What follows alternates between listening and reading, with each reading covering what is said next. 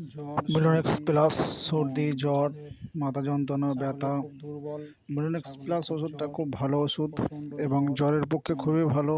জ্বর তাদের মাথা ছাগলের যন্ত্রণা, জন্য ছাগল খুব খাচ্ছে না, ভালো কাজ। একদমই চুপচাপ আছে, ছাগলের গায়ে জ্বর যাচ্ছে না।